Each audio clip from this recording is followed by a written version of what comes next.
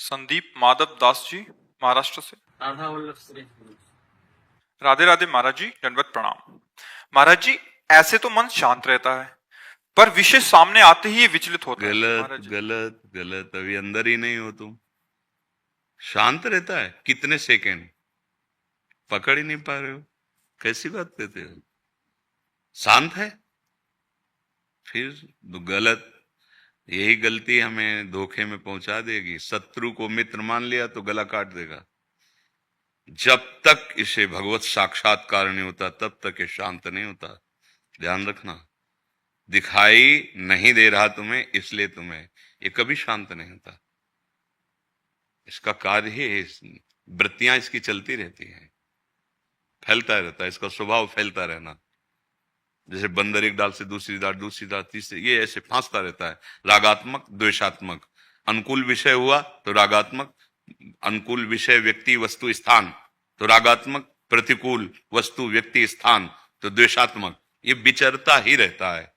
मना खष्टान इंद्रियाणी प्रकृति स्थान निकल। भगवान कह रहे हैं, और की तो बात जाने दो। आप कहते हो तब तक शांत रहता है, तो कहां शांत रहता है? कहां देखा है तुमने शांत होते? कहां स्थित रहता है? ये देखो, अनुभव की बात और पढ़ी लिखी बात ये अलग होती है। जब उसका अनुभव करोगे तब आप देखोगे। एक बार इस शांति के मार्ग में प्रवेश कर गया फिर ये नहीं हट पाएगा। हटाना भी चाहोगे तो ये नहीं हट पाएगा। शांत भगवान का स्वरूप है। भगवान का जब ध्यान का विषय आता है, भगवान हरि के नहीं कहते शांताकारम। और भगवत भाव में सबसे पहला भाव है शांत भाव, फिर दास्य भाव, फिर सख्य, फिर वात्सल्य, फिर कांता सहचरी भाव जो है। तो शांत, कुछ क्षण शांत रहता है। आप उस क्षण पकड़ो और हमें बताओ कि आपका मन कहां था जब आपने अनुभव किया कि ये शांत था। आप हमें बताओ, आपने अनुभव किया कि वैसे तो मन शांत रहता है, पर जब विषय देखता है तो विचलित हो जाता है। आप देखो कहां शांत रहता है। अगर जहां शांति थी तो उस स्थान का नाम है संसार चिंतन का त्याग। त्यागा शांति अनंतरम। जब संसार के विषयों का ही त्याग और शांति का अनुभव, तो जाएगा कहां? क्योंकि उसने अनुभव कर लिया है कि सब मिथ्या है, तभी तो शांति की तरफ आ रहा है। कहां जा रहा है? इसका मतलब हम अभी जैसे स्वप्न में अपने को देखते हैं जगा हुआ क्रियारत, लेकिन वास्तविक हम उस समय जगे नहीं होते। समझ रहे ना? स्वप्न में हम जैसे देख रहे हैं कि हम बाजार गए, सामान लाए, खाया पिया, लड़ाई झगड़ा, दुख सुख सब देखते हैं, लेकिन उसमें कुछ नहीं होता। हम सोए हुए होते हैं, शरीर का स्थूल का भान ही नहीं है और हम अपने को जगा हुआ मान रहे होते हैं। ठीक ऐसे ही हम मन को शांत मान रहे हैं, लेकिन अभी शांत नहीं है। निर्विषय मन शांत होता है। द्वंद्वातीत स्थिति शांत होती है। किसी भी द्वंद्व का कोई प्रभाव नहीं, किसी भी विषय का कोई आकर्षण नहीं, तब उसे हम शांत शब्द देते हैं। भगवान गीता जी में कहते हैं, श्रद्धावान लभते ज्ञानम तत्पर संयतेन्द्रिया ज्ञानम लब्ध्वा परम शांति मचिरेणाधिगच्छति। जो श्रद्धावान पुरुष है, जब सत्संग शास्त्र के द्वारा, गुरुवाणी के द्वारा हमें पता चला कि हमारा लक्ष्य क्या है, भगवत चिंतन, नाम जप, भगवान की प्राप्ति, तो जितेंद्रिया, वो अपनी इंद्रियों को संयतेन्द्रिया संयमन करना प्रारंभ कर दिया। ये नहीं, ये नहीं, ये नहीं, ये नहीं। नाम जप चल रहा है, भगवत चिंतन चल रहा है, गुरु पर, भगवान पर श्रद्धा है, तो आत्मबल प्रकट होता चला जा रहा है। अपनी इंद्रियों को वापस, मन शांत होना प्रारंभ हो रहा है। अब ज्ञानम लब्ध्वा। पहले जो ज्ञान हुआ तो सुनने और पढ़ने वाला हुआ था। अब जो ज्ञान हो रहा है, ये बोध हो रहा है। ज्ञानम लब्ध्वा, अब परम शांति। अब परम शांत, परम शांत, चाहे दुख आवे, सुख आवे, लाभ आवे, हानि आवे, मान हो, अपमान हो, अब अशांति हृदय में नहीं होगी। क्या होता है, कभी कभी सात्विक भाव, तीन भाव है ना, सतोगुण रजोगुण तमोगुण, तो सात्विक भाव आया तो बहुत प्रसन्नता होती है, नाम जप में मन लगता है, भगवत कथा सुनने में अच्छा लगता है, पर वो माया जनित गुण है, वो अभी भाव स्थिति नहीं। फिर अचानक भाव बदल जाता है, ना भजन में मन लगता है, ना किसी से बात करने का मन होता है, एक अशांत प्रवृत्ति होती है। कभी कभी मन भोगों में एकदम चला जाता है, कभी मन निद्रा आलस्य प्रमाद में चला जाता है। वही भजन करने वाला, उसकी ये गुणों का प्रभाव हो रहा है। अभी मन शांत नहीं होगा। शांत जब गुणातीत होगा, जब तीनों गुणों के ऊपर उठेगा तब ऐसा होगा। पर जहां आपको लगता है कि हमारा मन विचलित हो रहा है, हम नहीं संभाल पा रहे हैं, उस समय मन से निरपेक्ष हो जाओ। जो तुम्हें ले जा रहा है, तुम्हें नहीं जाना चाहिए, तो मत उसका सपोर्ट करो। समझ पा रहे? उसका काम है तुम्हें तदात्म करना। जैसे वो किसी भोग की तरफ जा रहा है तो तुम्हें एकदम घसीटेगा। जहां आपने स्वीकार किया कि ये मन जहां आकर्षित कर रहा है, मुझे भोगना है, अब आप बच नहीं सकते, आपको भ्रष्ट करेगा। और जहां आपने बीच में रख दिया कि ये मन जो है असत चिंतन करा रहा है, मुझे भोगों में ले जाना चाहता है, नहीं नहीं नहीं, राधा राधा राधा राधा राधा राधा राधा राधा, हे प्रभु, हे करुणा में गुरुदेव बचाओ, देखो ये मन गलत मार्ग, बच जाओगे। जहां आपने अंदर ही अंदर सपोर्ट दे दिया, हाँ, अब नहीं बच पाओगे। समझ पा रहे हो ना? वो बलवान है तुम्हारी ताकत से, तुम्हारी स्वीकृति ही उसकी ताकत है। हाँ, देख लो, अब नेत्रेंद्रिय मन मिल गया, वो देखेंगे जबरदस्ती। हाँ बोल, अब वाकेंद्रिय मन मिल गया, बोलेगा। ऐसे हर इंद्रियों का संयोग लेकर के मन पतित होता रहता है। वहां तुम्हें मन को सपोर्ट नहीं दे। ये बहुत बड़ी सूक्ष्मता है, इसमें घंटा 2 घंटा नहीं लगते। सोचना और वो अपने में लिप्त करना एक साथ करता है मन। दृश्य देखा तो आप दृश्य देख रहे हैं, मन और नेत्रेंद्रिय नहीं। उस समय देखो उसकी तन्मयता, मैंने ये देखा, मैंने भोगा, मैंने चखा, मैंने सूंघा, यह है उसका बंधन, यह है अज्ञान। तदात्म कर लेता है।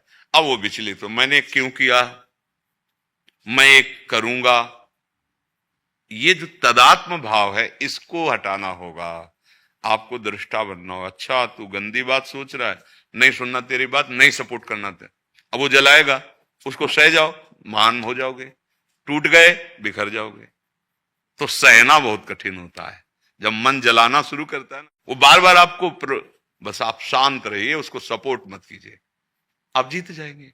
ये बहुत बड़ा युद्ध है, छोटा मोटा युद्ध नहीं है। अब मन प्रभु में लग गया तो जीवन मुक्त हो गए, जीत गए माया पर। तो इसलिए हारना तो है नहीं, निराश नहीं होना। हाँ, घुटने सैकड़ों बार टेक सकते हैं, क्योंकि बहुत बलवान विपक्ष है, माया बहुत बलवान है। तो हो सकता है घुटने टेक जाए, हमसे गलतियां हो जाए, पर हमें हारना नहीं। फिर खड़े होकर हमको वो दांव सीखना है, वो युक्ति सीखनी है, जिससे हम माया पर विजय प्राप्त करें। नाम जब छूटा, परास्त हो जाओगे। नाम जब से सुंदर ज्ञान होता है और वही बताता है कि ये गलत है, इससे ऐसे बचो। जो नाम जप नहीं करते, भगवद आश्रित नहीं है, तो लोक में भी ऐसी गलतियां कर देते हैं कि अपने पद से च्युत हो जाते हैं, अपने परिवार को दुख देने वाले बन जाते हैं, या अपने शरीर को नष्ट करने वाले बन जाते हैं। जब अधिक पाप हो जाएगा तो ये होना शुरू हो। इसलिए सावधान, मन के कहने में तुम्हें चेक करना है, न्यायाधीश बनना है, ये गलत सिखा रहा है या सही। अगर सही सलाह है तो दस्तखत, अगर गलत सलाह है तो बिल्कुल नहीं। आप स्वीकृति मत दीजिए, कुछ नहीं कर पाएगा। वो कह रहा वहां जाना, आप मत जाइए, कहां ले जाएगा? तू बार बार जा, बार बार आपको आएगा, ले चलो वहां सुख मिलेगा, चलो ये करो सुख मिलेगा। आप बस उसकी सुनना बंद कर दें, ये हमें फंसाएगा, मारेगा, नहीं माननी इसकी बात। धीरे धीरे आप जीत जाओगे। पर भजन के बिना नाम जप किए, बिना अंदर से भगवत आश्रय लिए, इस मन को संभालना बहुत कठिन है। अंजुपुरी जी दिल्ली से। राधे राधे राधे महाराज जी। महाराज जी, लगातार ईश्वर का नाम के अलावा कौन सा सर्वश्रेष्ठ कर्म है जिससे प्रभु का दर्शन प्राप्त हो? कौन सा? लगातार कोई कर्म होता ही नहीं। हर क्रिया प्रारंभ होती है और अंत वाली होती है, तो उसका फल अविनाशी कैसे मिल जाएगा? हर क्रिया प्रारंभ होती और अंत होती है, सोच लो। हर क्रिया केवल एक है, चिंतन। अगर आपने शरीर को अपना मान रखा है, माया को अपना मान रखा है, भोगों को अपना मान रखा है, तो आप देखो चिंतन कर नहीं रहे हो रहा है, हो रहा है नहीं। ऐसे ही जिस दिन आप प्रभु को सत्य मान लेंगे, अपना मान लेंगे, प्रीतम मान लेंगे, तो चिंतन होने लगेगा। गोस्वामी तुलसीदास जी ने कहा है, काम ही नारी प्यारी जिमि, लोभी जिम प्रिय दाम, तिम रघुनाथ निरंतर प्रिय लागो मोहि राम। जैसे कंजूस आदमी को, कृपण आदमी को, लोभी आदमी को हर समय धन का चिंतन रहता है, उसको माला नहीं जपनी पड़ती, ध्यान नहीं करना पड़ता। जैसे कामी आदमी को शरीरों का आकर्षण, भोग प्रवृत्ति, हर समय चिंतन वही रहता है। ऐसे हे राम जी, आप मुझे प्रिय लगो। अखंड चिंतन के लिए प्रिय शब्द है। जहां आपकी प्रियता होगी, शरीर में, भोगों में, संबंधियों में, वो चिंतन होगा बिना प्रयास के। अब इसी प्रियता को जो अज्ञान के कारण शरीर और भोगों में हो गई, प्रभु की तरफ करें। अब वो करने के लिए नाम जप है। देखो मन भागता है, नाम जप नहीं करेगा। जैसे आपने प्रश्न किया, ऐसे ही सबकी हृदय स्थिति है। कोई दान पुण्य बता दो, कोई वैसा कर दो। अधर्माचरण रोकना हमारा कर्तव्य है। अधर्माचरण का बढ़ावा देना नहीं, अपने अंदर या बाहर, अगर किसी भी प्रलोभन से ऐसा। इसीलिए हर क्रिया प्रारंभ होती है और अंत होती है। देख लो कोई भी क्रिया हो, तो उस क्रिया से अनंत अविनाशी को नहीं प्राप्त किया जा सकता। हाँ, उसके भाव में भरकर हर क्रिया उसको समर्पित करते हुए उसका स्मरण, तो भगवत प्राप्ति का हेतु हो जाएगी। किसका प्रश्न था, आप समझ पा रहे हैं? कोई संशय इसमें? महाराज जी, थोड़ा थोड़ा समझ पाई हूँ, क्योंकि पेशे से मैं डॉक्टर हूँ, लेकिन मुझे ऐसा लगता है कि अभी भी ना लक्ष्य प्राप्त नहीं हुआ कि इस धरती। देखो, अगर आप डॉक्टर हैं तो मरीज को आप भगवान का स्वरूप मानिए और उसकी सेवा, भगवान की पूजा मानिए। कोई मरीज आए तो पहली दृष्टि में आप देखिए, प्रभु आप इस रूप में आए हो, मुझे सेवा मिली। तो अर्थ की प्रधानता न रखते हुए एक अपने पुत्र, एक अपने मित्र, अपने प्रिय को, जैसे हम, अगर वो हमारा कोई प्रिय आवे, हमारा पुत्र आवे, तो हम कैसे उसको प्यार से, जितनी योग्यता है पूरी लगा देंगे कि उसको कष्ट ना मिले। धन की प्रधानता नहीं रहेगी, वहां रहेगी कि आप चिंता मत करो। अन्य डॉक्टरों से भी कहेंगे आप चिंता मत करो, किसी भी तरह बचना चाहिए, किसी भी तरह इसका कष्ट दूर होना चाहिए। ऐसे हर मरीज को आप प्यार से देखो, उसी भाव से, जितना ज्ञान आपको है, आप औषधियां जो भी, जैसे भी, तो वो आपकी पूजा हो जाएगी। उसमें भगवत भाव करने से, वही बात हमने, वो अब कर्म नहीं है, वो भगवत अर्पित सेवा हो गई। सेवा से भगवत प्राप्ति होती है। हर मरीज को भगवान का स्वरूप, और आपको जो ज्ञान है डॉक्टरी का, वो आपकी पूजा हो गई, सेवा हो गई। और बीच बीच में भगवान का नाम स्मरण करते रहिए, ये भगवत प्राप्ति का हेतु हो जाएगा। अगर आप उसे भगवत भाव से नहीं देखते, एक व्यापार देखते हैं, फिर आप उपेक्षा करेंगे। दौड़ पड़ो ऐसे कि अपना पूरा ज्ञान लगा दीजिए, जरूरत पड़े तो हम 100-200 रुपया की दवा अपनी जेब से लगा देंगे, तुम सुखी हो। तो वो मालिक प्रसन्न हो जाएगा, भगवान देख रहा है, वो प्रसन्न हो गया, सब बात बन गई। हम अपने ज्ञान का, हम अपने पावर का दुरुपयोग ना करें, और भगवत भाव से, तो जो भी हम कर रहे हैं वो भगवान की पूजा बन जाएगी, भगवत स्मृति बन जाएगी।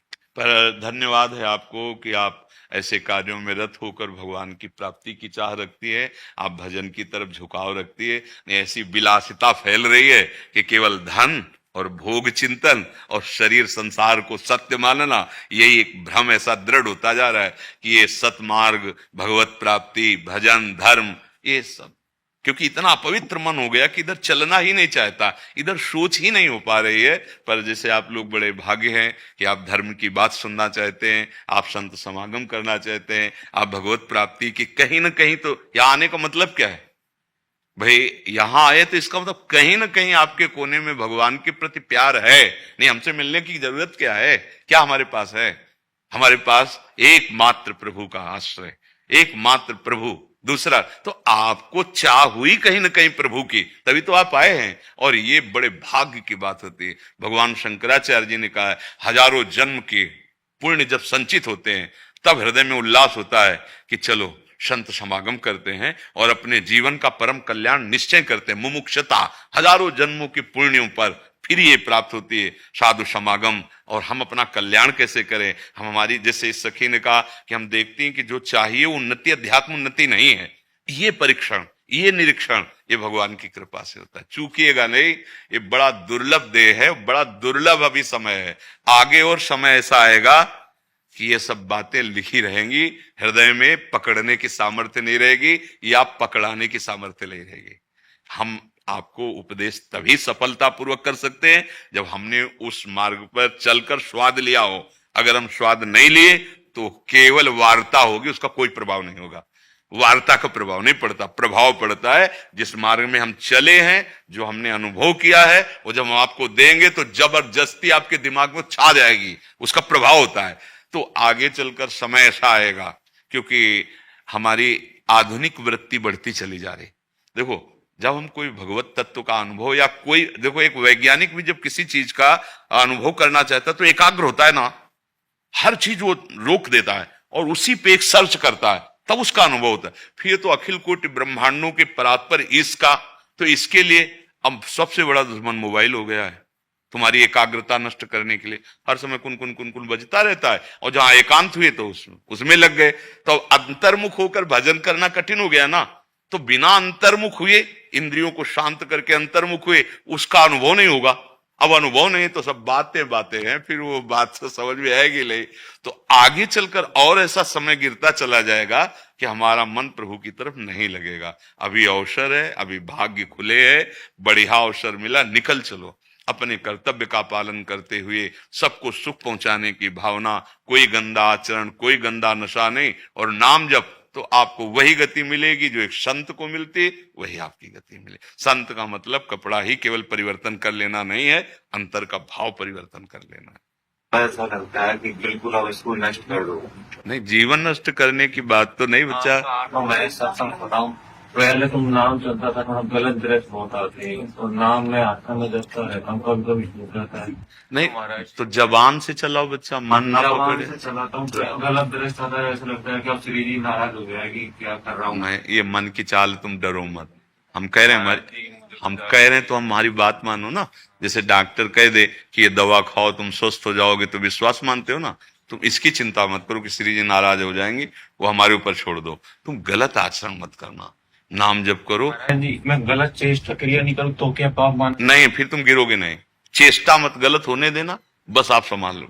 हमारी बात समझ, निराश होने की जरूरत नहीं, घबराओ मत। ये मन तुम्हें भयभीत कर रहा है, तुम मन की बात मान के गलत क्रिया मत करना। जितना गलत सोच रहा है सोचने दो, तुम परेशान मत हो। राधा राधा राधा राधा देख लेना, तुम आगे देख लेना। पहले मैं भजन नहीं करता था, जब तो इतने नहीं आते। नहीं, पहले क्या था, जैसे गिरा हुआ आदमी पड़ा है ना, उसको समझ में नहीं आता कि मैं गिरा हुआ हूं। जब चलता है तब उसे गिरने का भय लगता है। सफेद पोशाक में एक बूंद भी गंदी दिखाई देती है, और गंदी पोशाक में नहीं दिखाई, उस समय गंदी वृत्ति है। जो मन आया, स्त्री के प्रति ज्यादा आसक्त रहता है। ये दुनिया का है, तुम ही का अकेले थोड़ी, सबके हृदय में आकर्षण है। परस्पर स्त्री के हृदय में पुरुष के प्रति आकर्षण, पुरुष का शरीर, ये सब मिट जाएंगे। मायाकृत आकर्षण, नाम जप करो, बस बचो। अब जैसे मिल चुके हो, अब कोई पराई बहन बेटी के साथ कुछ नहीं, बस तो सोच ठीक हो जाएगी। राधा राधा राधा जपते रहो, अच्छे पवित्र आहार पाओ, और भगवान का अंदर से आश्रय लो। गलत क्रिया मत करो, सोच ठीक। जब वो सोच रहा है, गलत सोच रहा है, उस समय तुम बोल सकते हो ना, राधा राधा राधा राधा राधा, ये उसका प्रभाव पड़ेगा। मैं हर समय बोलता रहता हूँ। तो बस अभी क्या है, अभी क्या है, अब तुम्हें लगता है हर समय बोलते रहते हैं, छूटा मुझे प्रस्ताव होता है कि मैंने 10 मिनट खराब कर दी, मैं राधा बोलता। तो बस फिर अब चिंता क्यों कर रहे हो तुम? फिर क्यों चिंता कर रहे हो? पर ऐसा घबराहट से होती, पता नहीं क्या होगा। विश्वास करो ना हम पे, तो बस फिर अब घबराओ मत। अगर हमारी नाव में बैठे हो और हम कह रहे हैं कि हम तुम्हें पार कर देंगे, तो तुम्हें घबराने नहीं चाहिए। तुम नाव में बैठे हो, तैर के थोड़ी जा रहे हो।